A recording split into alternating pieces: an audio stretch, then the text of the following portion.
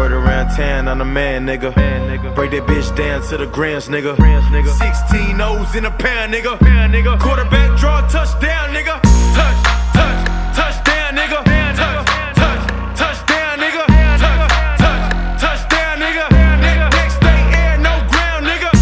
Hey, what's going on, y'all? It's your boy Lump Dog, your favorite fantasy football commissioner's favorite fantasy football commissioner, and I'm back with the PPH video commissioner message, week number 9. Woo! Can you believe it? It's the 9th week, and what's coming up in week 10? Conapalooza! Yeah, baby, that's right. Conapalooza is going down this Sunday. The man Cone is hosting PPH at his house. We get to fuck his house up for once. That'll be nice. We're going to have special guests up here. Matt, Big Matt Foster, the Juggernauts. We're going to have Jimmy the Hater Cuck. Cuck Hater. Yeah, that's probably better. Jimmy the Cuck Hater. That's what he should change his name to. And then we're going to have Cone himself hosting. We're going to have Slovak in the building. Beasley's coming through. Dare Pair, the whole gang of characters are going to be at Conapalooza this Sunday. Cone's house. Be there or be square. You know what I mean? Yada. Hey, I even offered to bring my smoker over, do up all the ribs. All Cone had to do was buy some ribs. And I don't know if he's going to do it. So we'll see if that happens. But hopefully he will. And I'll smoke some ribs. I'll get over there at 6 o'clock in the morning, get them on the smoker so they're all ready by 1, 2 o'clock in the afternoon. Yada. So anyway, what happened? Trade deadline this week too, man. I can't believe you guys. Luke is always making my life hard on me for whatever reason. Oh, you can trade players after they play on Thursday? That's why it's till Monday. No, motherfucker, that ain't how it works. It ain't happening like that. Once your guy plays on Thursday, I've been telling you for 3 weeks now, you can't trade him because it's going to take him off the other man's roster and put him on yours. And what are they just going to have a hole if they don't have a running back to put in there or something? Or a receiver or a quarterback? Nah, that ain't happening. And then what am I supposed to do? Wait till Tuesday the following week to push it through? Well, that's week 11. That ain't week 10. That's the deadline. Now, I did clarify you could trade a Monday guy for a Monday guy on Monday, but really, I mean, come on, we can't get all the trades done by Sunday, including the 2 teams that are playing on Monday night. I mean, come on, let's get real here. That ain't so much to ask. Let's just get the trades done. So, the end of Sunday, Monday, whatever it is, I'll deal with it if there's some person on Monday wanting to trade a Monday night guy for a Monday night guy. And I guess I'll push that through if that absolutely has to happen. So, because that is still week 10. So, that is the trading deadline. And maybe next year we switch it out a week. Maybe we go to week 11. I don't know. We'll see. I kind of feel a little iffy on both of them because, you know, we have some 2-2-7 teams. I'm not sure if anyone would be happy if after this week they were like, say, 2-8 and they're trading away like Chubb and Ezekiel Elliott and Todd Gurley or anything like that just to go for a weekly to a top team, you know what I mean? So I don't know how I feel about it, but I like it at week 10. I feel like that's a sweet spot, and I am Mr. Sweet Spot, so that's how I feel about it. Yeah. All right, anyway, your boys in first place, too. That's the other thing that went on this week. 7-2, defending the title. That's what it's about. Defending this bad boy right here. And that's what I'm doing this year. I'm defending. I'm coming out. I came out, week 1. Oh, man, got slapped up. Came out here boxing Foster.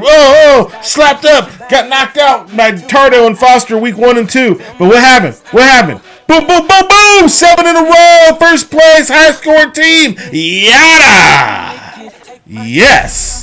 That's what's up in PPH right there. The boys defending the title, and that's what I'm doing to all these suckers out here. Don't know what I'm trying to do, you know? I know Jameis Winston, he ain't the greatest at quarterback, but what? It's working.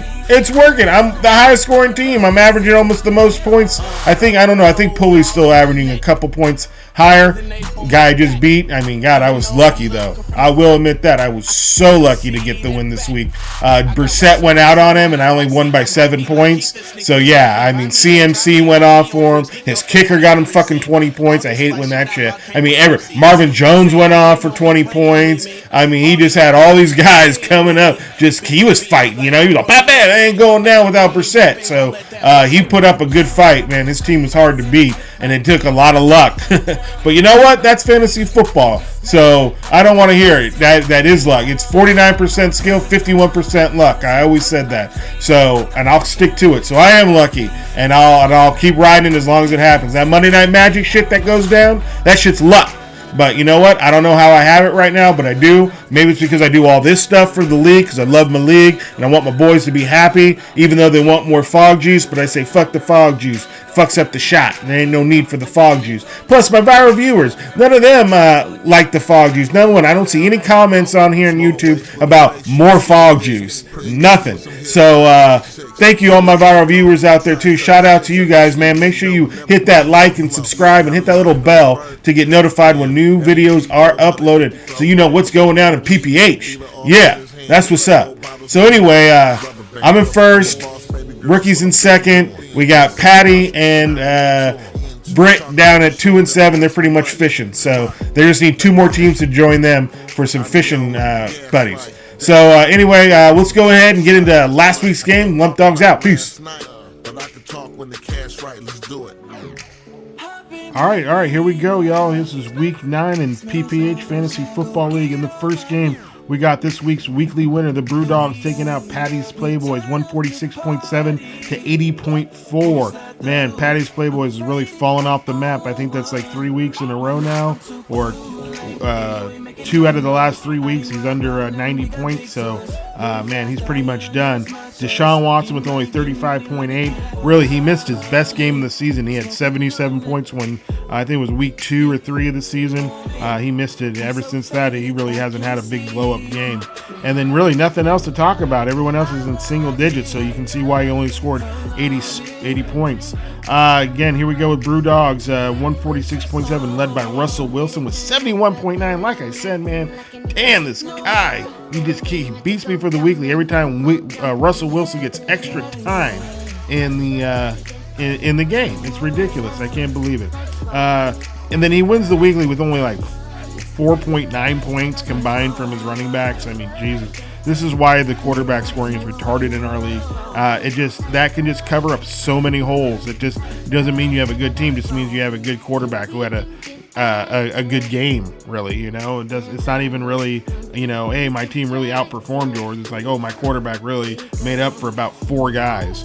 Anyway, Kenny Galladay showed up big with 20.2, Hopkins with 11.4, and then Amari Cooper on their Sunday night with 14, 17.3 from Ertz. So that trade finally made good for him, for the Brew Dogs. So Brew Dogs improves to 5-4. Patty pretty much fishing at this point at 2 and 7, looking for passengers. Captain of the boat, him and Dirty High Tea. All right, in the next game, we got the Haters taking out Just My Luck, 134.3 to 111.9. Haters led by Dak Prescott with 41.9. Delvin Cook with 11.6. Derrick Henry, big game with 21.9. Big game from Tyreek Hill with 21.9. But look at, man, this team, I try to tell him he needs to get some receivers here. I mean, Tyrell Williams, I mean, he had a good first half of the season, and he's a good start, but I'd like him as a wide receiver 3 more than a wide receiver 2. And then Marquez Valdez-Scantling really ain't got nothing going on right there, man. He just hasn't been consistent. He's been injured, and on his bench, he don't really have anyone. He's got Corey Davis and really Tyler Boyd. That's it. I mean, this team really, to take it to the next level, really should get a receiver. But he ends up getting the win there, even with the 0 spot there from Valdez-Scantling. Boswell with 16.4, then the Dolphins D with 11. Just My Luck, man. Just your luck's been running out, man. You fall to 3 and 6. You really traded away most of your good players. You only have like Aaron Jones really left. I guess Jimmy G's showing that he's good, but you still have Matt Ryan. So I don't know why you're not trying to shop one of those quarterbacks this week for something, anything. I mean, you take the less than the value right now just to get something in your starting lineup that can be a little bit better. Philip Lindsay Garoppolo with 55.9. My boy Jimmy G showing out on Thursday night. only against Arizona, so I try not to get too excited about it, but still looked good when he did it. Philip Lindsay with 15.2, Aaron Jones falling off with only 3, and really nothing much on your squad other than the defense, Vikings with 13 points. So just my luck, really starting to fall behind since he's made all those trades, kind of traded himself out of a good team. He falls to 3-6. Haters improves to 4-5. All right, in the next game, we got Dirty High T losing to Basket of Deplorables, 112.1 to 107.3. I can't believe this was such a close game. Basket of Deplorables, Lamar Jackson with 40.4. Josh Jacobs, 25 points. Man, I'm really kind of regretting I didn't take him over Kerryon Johnson. And you can ask almost anyone. I was looking at him, too. So, but I like Kerryon, and I don't know why I fell for the second-year running back. That second-year running back curse just got me. Anyway, Jamal Williams with 10.9, 11.7 from Devontae Parker, and that's really about it, man. I remember coming out of the draft that I thought that Basket of Deplorables had a wide receiving core that was probably one of the best in the league, and it just has not played out that way so far this year. Juju Smith-Schuster has not been what he's been was hyped up to be. Some of that's Roethlisberger, but even still, he isn't ready to be a number one receiver and take all the the attention, the coverage of a team, or at least you need someone else to help him out. And then Devontae Adams had a slow start and then got injured, and now he's back and hurt again and only 40 points. So just been a disappointing season for both those guys. I mean, that's why he's had to turn to Devontae Parker. And look, best receiver for him this week. Anyway, and Patriots Steve's kind of fallen off too. That was kind of leading him in beginning of the season, but he gets the win, improves to 6-3. Dirty High T takes that awful seventh loss. That really just kind of seals the deal. I mean, 6-7 is the best you could finish. That would put you into a tie maybe, and you would need the points. And right now, you just don't have the points. So Kirk Cousins with 40.5, Ezekiel Elliott with 14.9, and Ezekiel just has not been. I mean, Christian McCaffrey really, I think, him and Dalvin Cook have really kind of separated themselves as should have been the top pick. You know, I can understand not taking Dalvin Cook that high, but I mean, Christian McCaffrey was in that discussion. I know Ezekiel was holding out at the beginning of the season, and maybe that's part of the reason for his lower numbers. You know, he's just not blown up for 25, 30 points or anything like that. So he's been kind of pedestrian. But anyway, CMC probably the number one back going into next year. 22 from DJ Metcalf, and we'll see if he can keep that going on Monday night against my Niners. Anyway, but that's really about all that went down with Dirty High T. They fall to that dreaded 2-7. They're on that boat with Patty Fish, and they're looking for passengers. But Basket of Deplorables gets to win 6-3 and right in the mix there for maybe a top seed.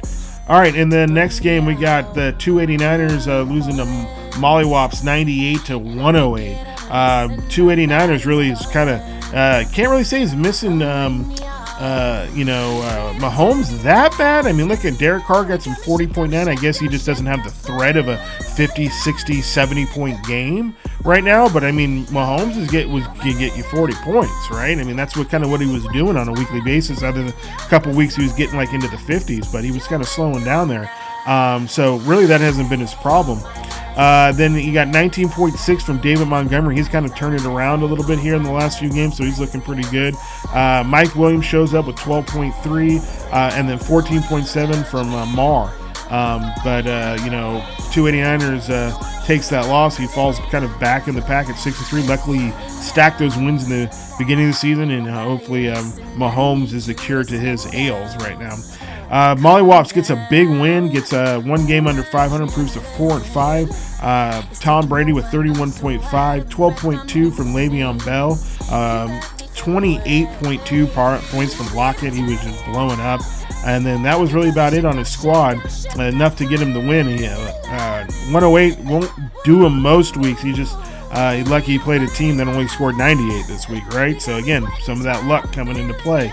But anyway, he's staying in the hunt there with 4-5, and then 289ers falling to 6-3.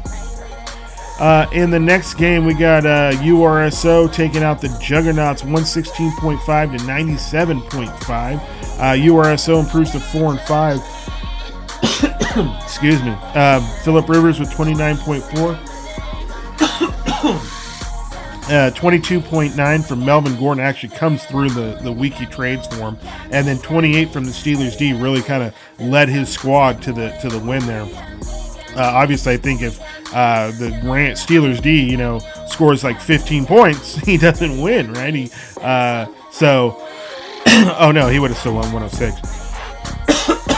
But anyway, so 28 points was huge from the Steelers D. So, and I'll give Duke credit. He was talking about how much he loved the Steelers D coming down the stretch here. So, good call for him. Juggernauts, 24.6 from Aaron Rodgers came down off that huge game the week before. Duke Johnson with 14.1 and then 25 points from the Cowboys D. That's really all. Under 100 points. The Juggernauts had been on like a 150, I think, or 140, 130, and 150 2-week stretch there. But comes to crashing in under 100 points, falls to 4-5. URSO improves to 4-5, and both are still in the mix. And then in the game of the week, this was for first place. I was at the time taking the 6-2 Mr. Sweet Spot, taking on the 7-1 Ricky. I had to smack him up and show him that champ has got still a little bit of luck left in the tank. Rookie Jacoby Brissett, obviously the reason you lost. I should have lost this game. Brissett would have easily gotten you more than 7 more points to win, but it happened. But then again, look at Christian McCaffrey with 35.6. Jesus Christ, I can't believe I survived that. Courtland Sutton with 12.3. He trades for him. Rookie quarterback coming. Cleveland sucks. How do you let a rookie quarterback come in and beat you? That's ridiculous. Then Marvin Jones with 19.6, Kittle with 13.9, and then Buckner with 19.3, and then the Jets with 10. Every time I was looking down at my phone, I thought I was going to be making up some points there, and it came down literally the fourth quarter of the Seattle Tampa game, and finally Winston got it done with a pass to Mike Evans, put me over the top. But anyways, you see on my squad, Jameis Winston with 43.3, Devin Singletary, man, I had a feeling about that kid with 20 points. I like him coming the next few games, but he does have a bad playoff matchup, and I am trying to look for a second running back, but I don't know what I'm willing to give up for it, and I don't know, man. Just the kid has talent, and I know he has some tough matchups, but the way the rest of my squad's going, I don't really need him to give me. This week I needed him, but I should have lost this week no matter what he did, really. But maybe I can only rely on him for 10 or 11 points, 7, 8 points, something like that. So even with bad matchups, we'll see. These next few games are definitely the next 4 games. We'll definitely see where he's at, and I know I don't have couldn't trade after this week, but I do have that boy Juice. Anyway, 11.3 from Chris Carson. Not expecting anything big from him coming on Monday night against my Niners for sure. 25 from Evans. Emmanuel Sanders on Julio Jones' bye week comes through for me with 18.2. There was another team I was mentioning earlier that should be looking for wide receivers. Hello, Emmanuel Sanders. Hello. Anyway, and then that was really all about my squad. So lucky to get that win, and tied record-wise for first, but in first by points because I'm the highest scoring team. Did I mention that? Yada. Anyway, so there we go. There was week 9 in the PPH. Cool.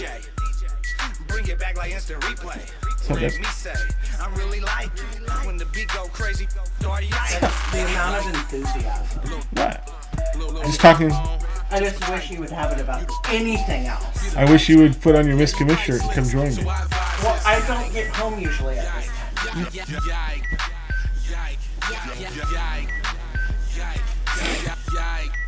3, 2, 1.